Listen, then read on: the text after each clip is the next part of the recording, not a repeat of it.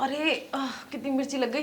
देवर जी, अरे देवर जी, अरे देवर जी जल्दी आओ ना। अरे क्या हुआ भाभी? देखो ना, मैं सब्जी में मसाला डाल रही थी, मिर्ची लग गई। मिर्ची लग गई? जल्दी कुछ करो। रुको भाभी रुको। देवर जी। भाभी ये लो बर्फ, जल्दी से लगा लो। अरे मैं कैसे लगा सकती हूँ, मेरी तो मिर्च लग रही है। अच्छा रुको मैं लगाता हूँ। भाभी आराम पड़ा? हाँ रिलैक्स हो गई मैं। क्या कर रही थी आप? वहाँ पे मिर्ची कैसे लग गई? अरे देवर जी, गलती से मैंने ना मिर्च का हाथ लगा दिया। अरे भाभी क्या हो गया? आप क्या इतनी खुजली कैसे मचने लगी है आजकल, जो आप कहीं भी हाथ लगा लेती हैं? अरे लगता है आपके आजकल ना ज़्यादा खुजली होने लगी है। लगता है भैया आपकी खुजली ठीक से मिटा नहीं पा रहे हैं, इसलिए आप कहीं भी हाथ लगा लेती हैं, वो भी मिर्ची के।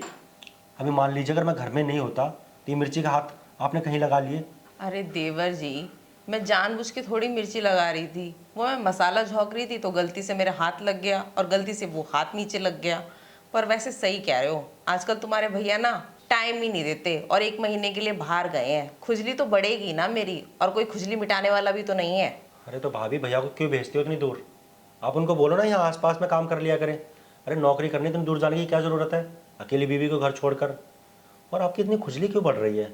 कि भैया जब आते हैं, जब करते नहीं हैं तब तो करते ही होंगे ना, तब तो आपकी खुजली मिट जानी चाहिए। भैया के जाते आपकी खुजली बढ़ जाती है क्या?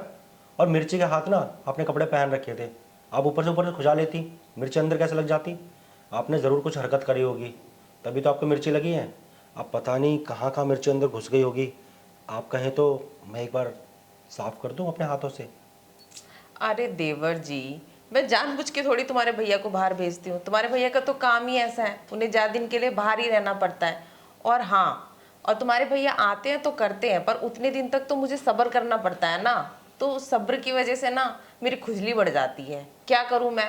सर कोई बात नहीं, एक काम कर सकते हो भाभी, अभी आप ना मेरे साथ ना बाथरूम चल लो, मैं ना अच्छे से साफ़ कर देता हूँ। क्योंकि जो मिर्ची ना साइड वाइड में कहीं लगी होगी ना, वो अंदर ना चली जाए।